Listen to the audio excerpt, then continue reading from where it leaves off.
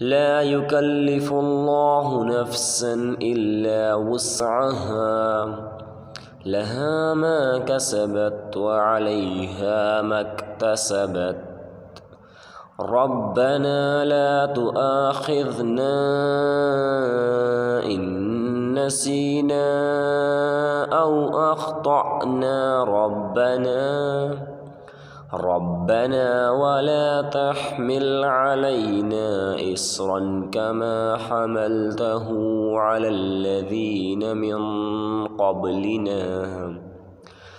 ربنا ولا تحملنا ما لا طاقة لنا به